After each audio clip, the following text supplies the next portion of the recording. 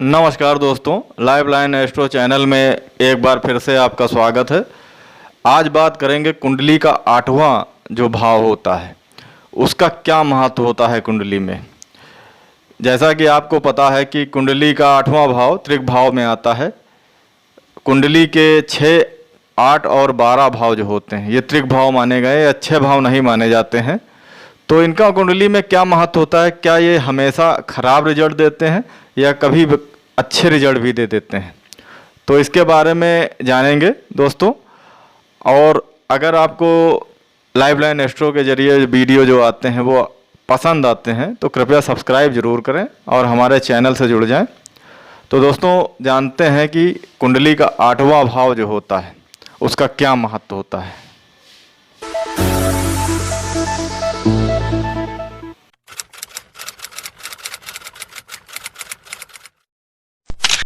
तो दोस्तों आइए बात करते हैं कुंडली का 8वां भाव कैसा होता है, इसका क्या महत्व होता है। कुंडली का 8वां भाव वैसे तो आयु का भाव होता है, इसको आयु के हिसाब से देखा जाता है और कुछ विद्वान इसको मृत्यु का भाव भी कहते हैं।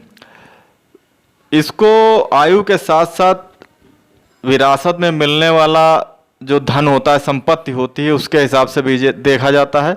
इसके अलावा ससुराल से मिलने वाला जो धन होता है वो 8वें भाव से देखा जाता है। और शोध, गूढ़ विज्ञान, छुपा हुआ खजाना, खदान, कोयला, विनाश, रिस्क, सट्टा, लॉटरी, रहस्य, तंत्र मंत्र एवं आध्यात्मिक वस्तुओं का 8म भाव से संबंध होता है। इसको 8म भाव से देखा जाता है। 8म भाव व्यक्ति की जो आयु होती है वो भाव तो कहलाता है। इसके अलावा वो व्यक्ति की दीर्घायु अथवा अवधि को भी बताता है। जातक तत्व में महादेव ने कहा है कि कुंडली में 8म भाव सर्जन्स, मेडिकल ऑफिसर, बूचड़खाना और आदिकार क्षेत्र के बारे में बताता है। इसके अलावा जातक के लिए लिखा है इन्होंने कि अगर इससे संबंधित कार्य करता है तो उसको लाभ हो सकता है, वो लाभ कमा सकता है, ऐसा बताया गया है। और आर लक्ष्मण के अनुसार यदि 8वें का स्वामी प्रथमेश और दशमेश से मजबूत हो, मतलब प्रथम भाव का स्वामी और 10म भाव का स्वामी से अगर 8म भाव का स्वामी मजबूत हो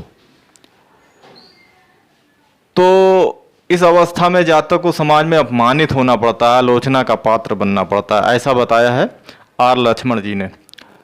वही सत्याचार्य विद्वान हैं, उनके अनुसार 8म भाव जातक के शत्रुओं के विषय में भी बताता है। वही मोदनी ज्योतिष के अनुसार कुंडली के 8वें भाव से जनता के विश्वास पर शासन, लाल फीताशाही, दुर्घटना, सोना, कीमती रत्न, विरासत में मिलने वाले धन आदि का विचार किया जाता है 8म भाव से। ये मोदनी ज्योतिष के अनुसार है। कुंडली का यह भाव विदेशी विनिमय, स्टॉक मार्केट, अनुबंध, कर, राष्ट्रीय ऋण, करों से प्राप्त होने वाला धन, बीमा के तहत मिलने वाला मुआवजा, अवरुद्ध परिसंपत्ति, छुपी हुई चीजें एवं खोज आदि को बताता है। इसके अनुसार मृत्यु का स्वरूप भी 8वें भाव से देखा जाता है। कुंडली में स्थित 8म भाव कुंडली के स्वरूप का बोध करता है।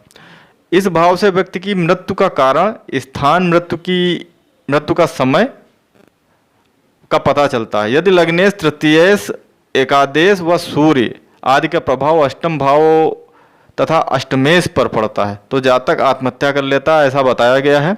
आकस्मिक दुर्घटना का पता 8म भाव से चलता है। और ये जो है फलदीपिका के अनुसार, फलदीपिका में 12 भाव फलाध्याय के अनुसार श्लोक नंबर 21 के अनुसार श्लोक दिया हुआ है ये। इसके अनुसार यदि अष्टमेश लग्नेश की अपेक्षा निर्बल हो और केंद्र से मित्र स्थानों में कहीं अष्टमेश हो तो मनुष्य निरोग, क्लेश रहित, दीर्घ जीवन बिताता है। बहुत अच्छा माना गया है, ये अच्छा होता है, ऐसा ये फलदीपिका के अनुसार बताया गया है। तो दोस्तों 8म भाव जो होता है बड़ा विचित्र भाव होता है, रहस्यों से भरा हुआ होता है। गड़ा हुआ धन भी इससे देखते हैं। 8म भाव से अचानक मिलने वाली संपत्ति इससे प्राप्त होती है 8म भाव से। और दुर्घटना का भाव तो होता ही है, और रिस्क का भी भाव होता है।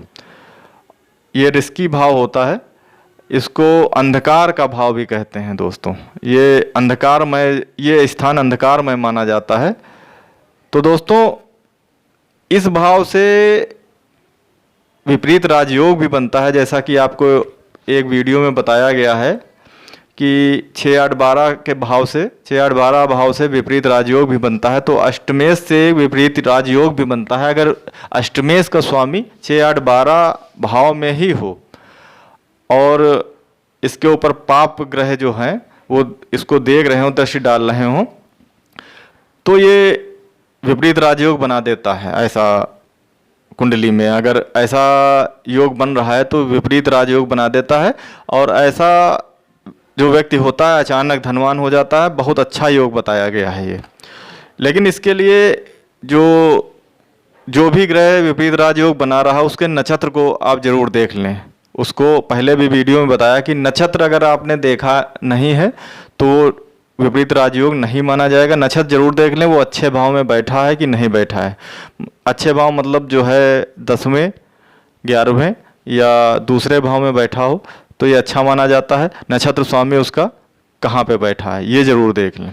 तो दोस्तों आपने जाना कि 8वें भाव का कुंडली में क्या महत्व है, उसको किस हिसाब से देखा जाता है।